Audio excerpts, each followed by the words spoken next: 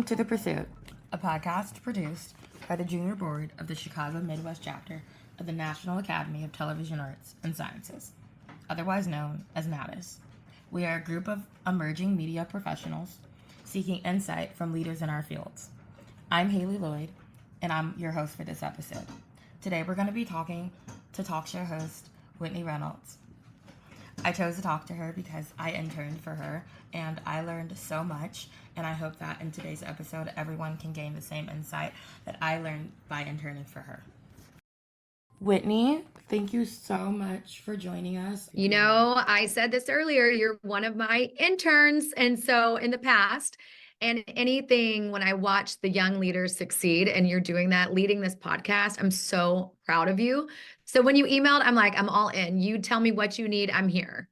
That is why I take our internship at the Whitney Reynolds show so serious, because that's where it all started for me. I always had a dream of doing what I'm doing today.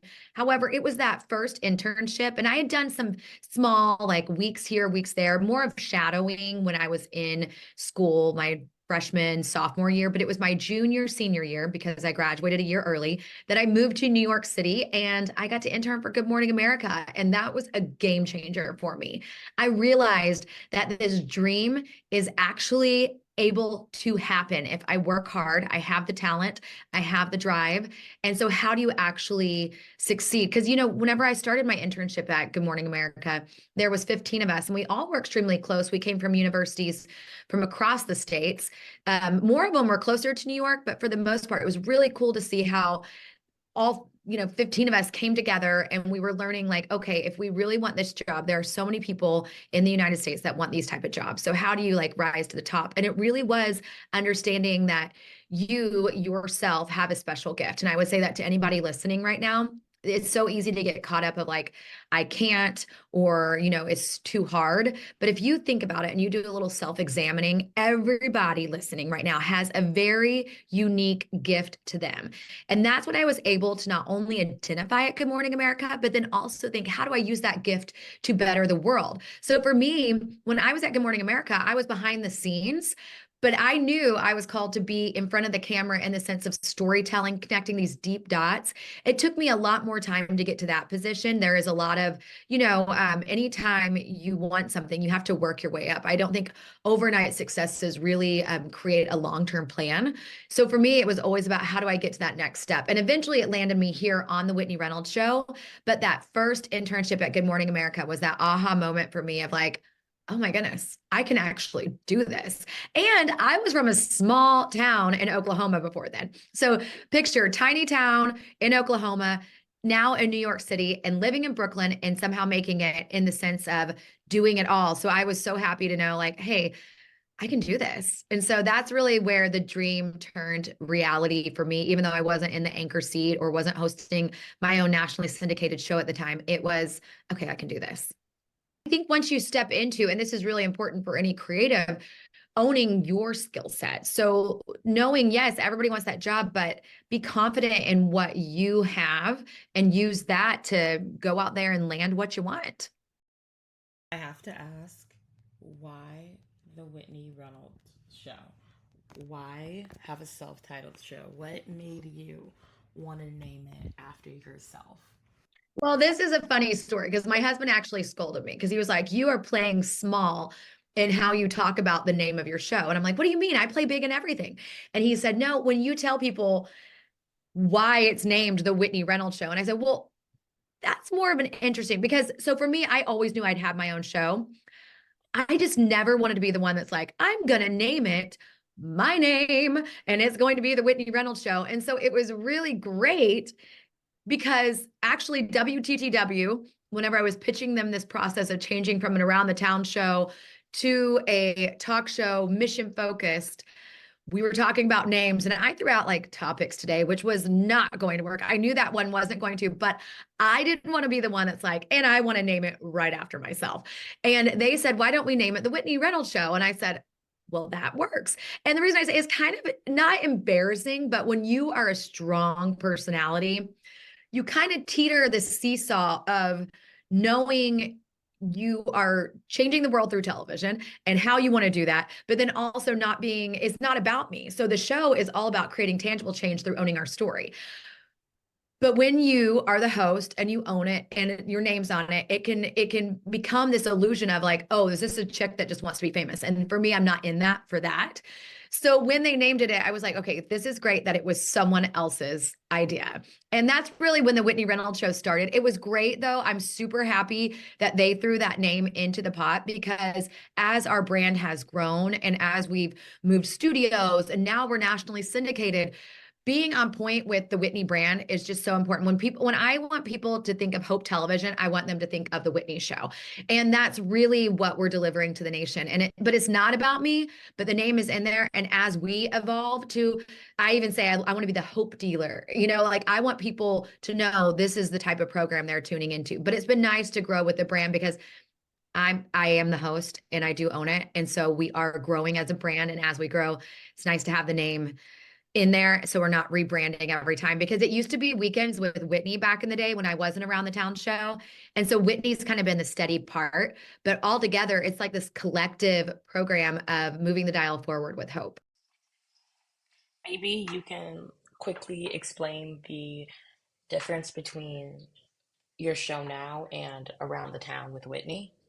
Around the Town show was my secret way to help and let Chicago meet me and hopefully like me. Hopefully, because you need a home base support when you're launching a show that you own.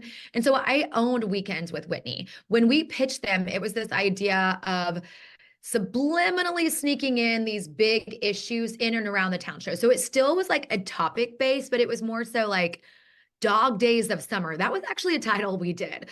And we did 52 shows a year. So it was a lot more fast-paced and intense than the Whitney Reynolds show. Now the Whitney Reynolds show, we do 13 a year with PBS, and we do so many layers to those shows. It takes literally a team that is 4 times the size of Weekends with Whitney, and it takes a studio. It even takes like a research team, a booking team. People fly in now. Like one of our guests last season flew in from Australia. He was our season ender. I mean, it's a different feel. It also, so much more work goes into it, because when we see a polished show, and this is the interesting time about recording this right now, I'm about to release our new season in April. Well, those shows were done in December, but there is a whole nother finessing that happens in these months right now. So when I was in Around the Town show, we would literally like tape 3, 2, 1, put it together, and there it was. And we did it like week after week after week. Now these things are heavily post-produced with a bigger mission in mind. And so that's when we became a topic-based, focused talk show. Going back to my original thought of I needed Chicago to like me, you can't come out with this new idea of I'm going to tell really deep stories and hopefully people will tune into that. There had to be some draw in a home market of like, oh, I've seen her jump out of a plane. Literally did that on TV whenever I was Weekends with Whitney. We made the topic shift, which became a much more serious show, which I believe is harder for viewership. Although after the pandemic, our viewership blew up because people were needing more hope than ever. But we did that shift when we went to topic based. And we also made a move to PBS because we needed people to know this is a different type format than Weekends with Whitney was. What made you want to go with PBS? Other reason I went with PBS is because I kind of stand out like with PBS. Like I am not your typical look or feel for when I joined. And so I love it. I hosted the Public Media Awards. I was able to MC it for the last 2 years. And it was cool because year one, I was like, okay, I definitely stand out like a sore thumb. But then the second year, I'm like, oh my gosh, there were so many more winners on stage that were my age, that were doing these unique producing things, going outside of the box. And so it's really cool. So that was one thing I really liked about PBS is my show kind of stood out. I also had to prove myself because, I got a lot of no's. And that's one thing I'm very proud of now. Back in the day, I was really, it was part of the driving force of get back up, fall on your face, get back up. And part of that was I did not get yeses right away with PBS. I got the initial yes in the local market. And then that even drastically changed from time slots and all that kind of stuff. I had to really prove myself. And it also made me dig deep and be like, okay, how do I want to produce a national show? I wanted to be national for literally 10 years before I was. Like, I'm almost in my 15th year producing my own show. And I've only been nationally syndicated 3 years. So it was a uphill battle, but one that was definitely worth the stamina to get there, because now this is the first season I've told my staff, I'm like, we are playing offense, guys. We have never been in this position. For years, we've been playing defense. Okay, defense, defense, defense. Now we're like, ooh, okay, let's see how we do here. Let's go for the 3-point shot. We're actually able to catch our breath and play offense. So, how do you think over time the Whitney Reynolds show has evolved? I am so stinking proud of us. Like, I can't even start without like thanking my team, because I have 3 loyal, one passed away last year, teammates that have been with me literally from when we were a cable television show. So the succession of the Whitney Reynolds show started on ECTV, which was Evanston Community Television. And that was a local, like, cable television show. And that's how we had the opportunity to pitch NBC. And then from NBC, we went to PBS. But 3 of my teammates, and again, one of them passed away last year, have been with me since day one. I mean, that is incredible. So to see the vision of these people believing in little 24-year-old Whitney Reynolds, and now I'm 37, I'm a mom of twins that are 7 now. I feel like my viewers literally grew up with me. They watched this girl with a vision. And, interestingly enough, Haley, I'm about to walk into another season of my show that people have never seen with me. And when I say they've grown up with me, they watched me get married. They actually watched me meet and date my husband very fast and get married within a year. We had kids together. The viewers and I have gone nationally syndicated together. I have laid down my roots in Chicago. I always thought I would stay here, but it wasn't until we had kids that we said, okay, we're doubling down on our city and really believing being the voice of hope here. And then we can expand that to the nation. So my viewers have literally gone from here to there with me. They've watched 24-year-old Whitney now become almost 40-year-old Whitney. Still have 2 more years. But I'm about to walk into another season. And when I say that, 4 years, and even my TED Talk at Wrigley that I did last year, my bio has said tumultuous childhood, difficult childhood.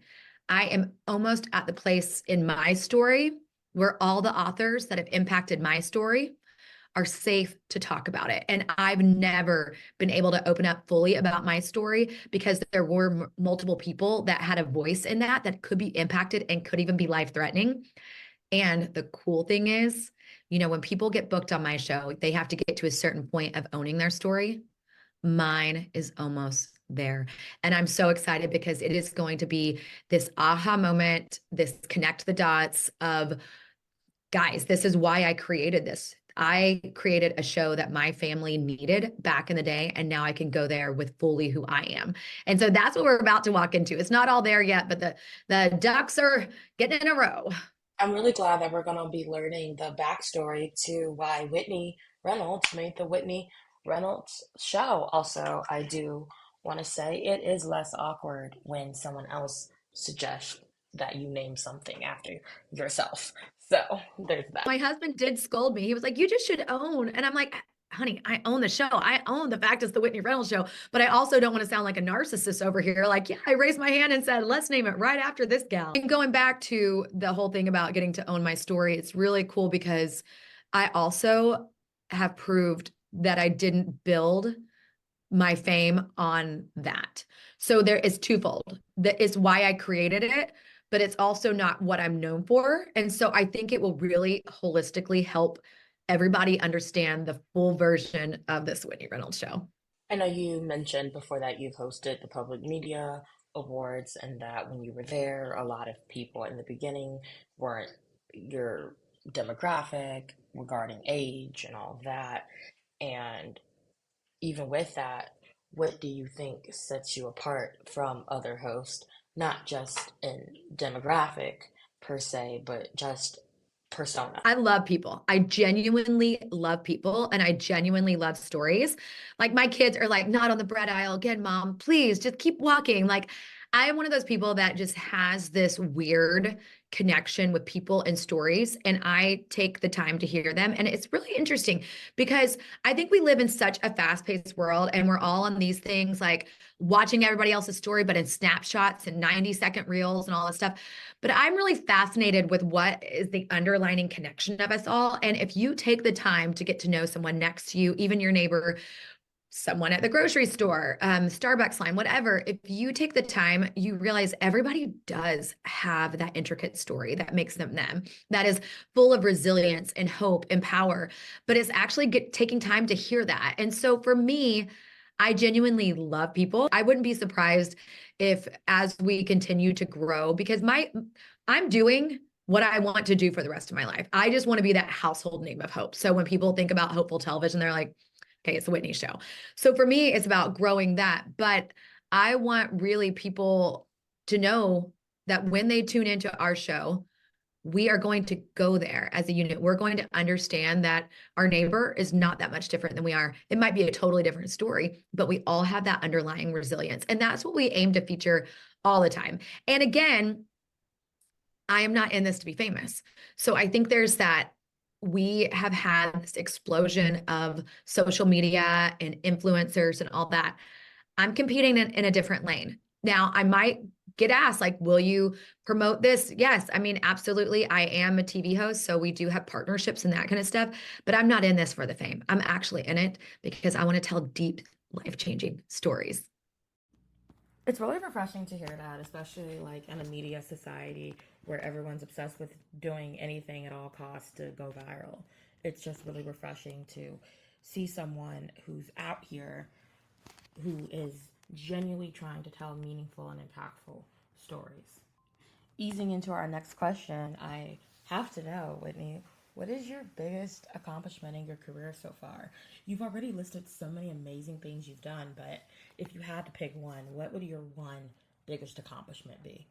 Staying anchored, and it's a reminder, like literally staying anchored in my faith, staying anchored in, because the world is so busy. And when I'm telling these deep stories, it's heavy sometimes. And I've always stayed true to my faith and the reason I'm in it. I think as we get older, one weird thing that has been circulating my mind recently is mortality and getting older. I'm nearing 40 and now I have kids and all that kind of stuff. And it's weird. The older we get, the older our parents get, the older our grandparents, if you're lucky that they're still living, get. And so you start saying, okay, what am I doing with this life that's really creating impact for generations to come? And I think that is my biggest accomplishment of it would be easy to get lost. And I have to fight not to get lost. I mean, honestly, we all do, right? But staying rooted in faith, slowing down enough. I mean, it's also this shift in mindset, even in the last year, of being totally secure of who I am as a host.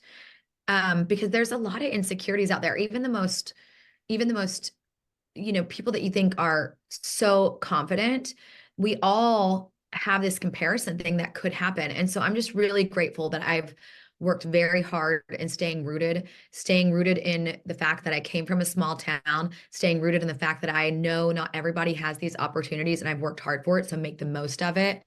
And then also, just staying rooted with me being a mom. Like my kids have changed my world in so many ways that are so great and really created that laser focus for why I tell the stories I do.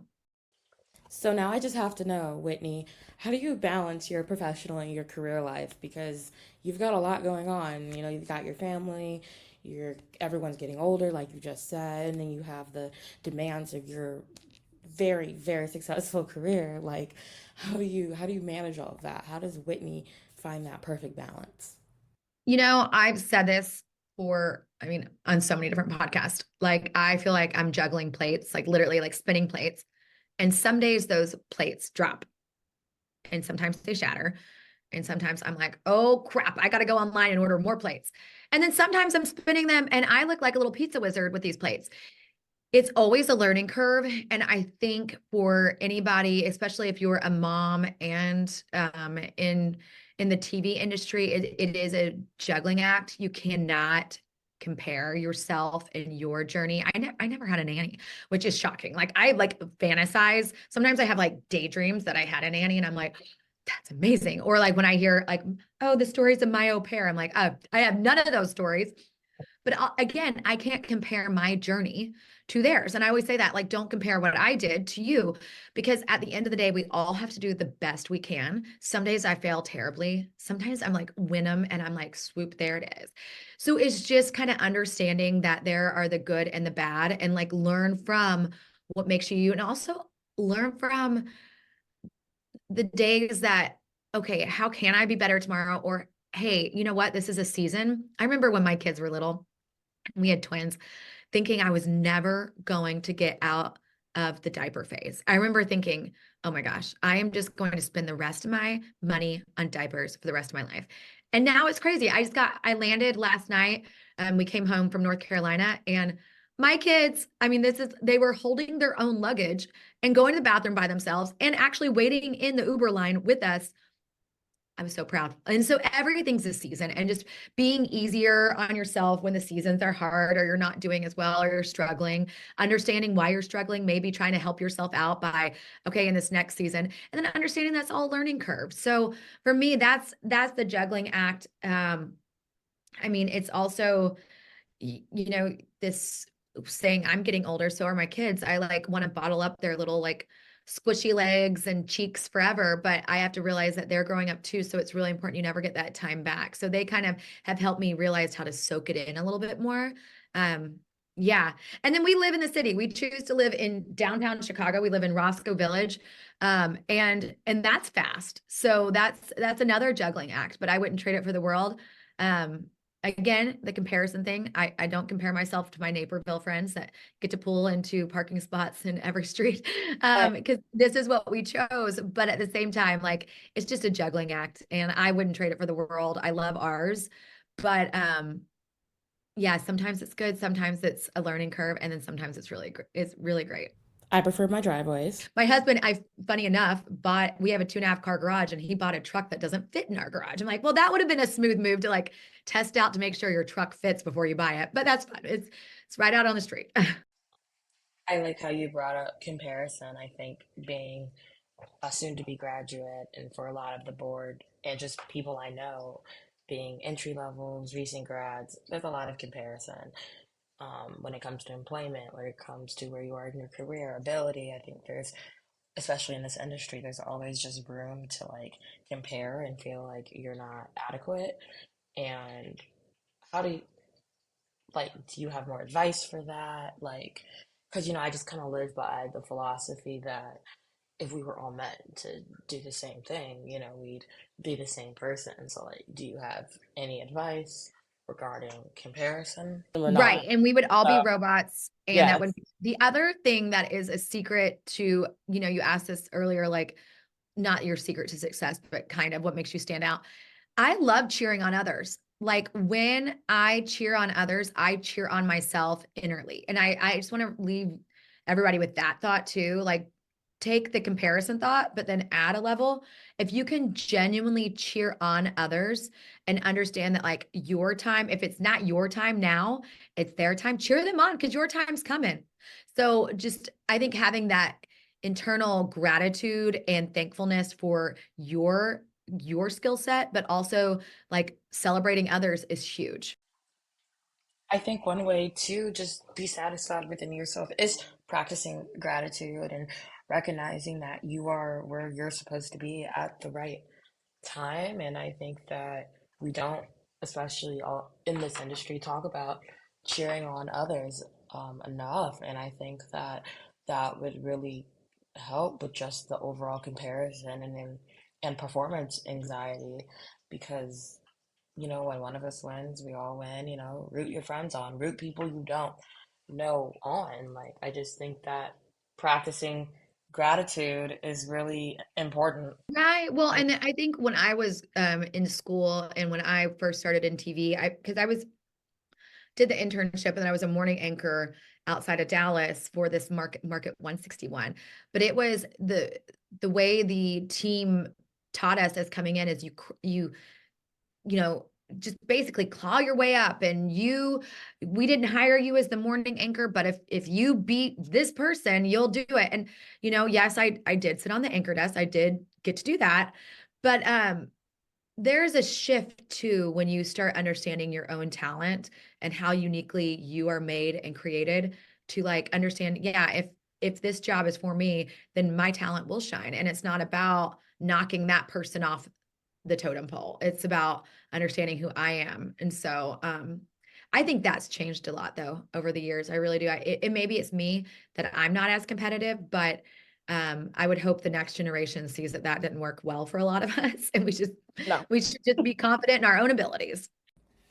That is probably one of the most insane things I have heard in a while. Unfortunately, I'm not surprised. I mean, I do understand, if you're not performing the way you need to be, you could possibly and might actually get replaced. But I just think having to go into a work environment where that is the norm and that is actually encouraged to step on your peers and coworkers, that is absolutely toxic, and that's absolutely horrible. But unfortunately, I am not surprised. I was there for about a year. Yeah, unfortunately, I'm not surprised. And that's unfortunate. Thankfully, aspects about the industry as a whole are starting to change, but yes, it's really concerning. Before we go, I want to give you an opportunity to say some final words. Is there anything that is on your mind? Anything you think you left out? Anything you think you want to say? I have yet to win an Emmy, okay? I will let them know we need to give you an Emmy, all jokes aside. Yeah, well, my TV show competes in the daytime, and my local love project is what I've been nominated for here most recently. But the reason I say that is I have not let that hold me back from the host I am. And I just want to remind people, like, it's easy to, like, anybody that's listening to this to be like, oh, she's there, she's nationally syndicated and all that kind of stuff. There's still stuff, guys. There's always still stuff. There's always things that could make you feel knocked down, but keep going. I always say when I started my show, it's the little engine that could, and the little engine that could did and is. So keep going. And I just hope that anybody that's listening to this realizes that today, is that, like, keep going, know you have it in you, identify what your gift is, and then share it with the world. Again, we thank Whitney for coming on The Pursuit today, and I hope that people listening take something meaningful away from this, because I know I did, especially about the comparison. It's so easy to compare yourself to the people around you and forget that you're going to have your own path, and no one took your path is the same.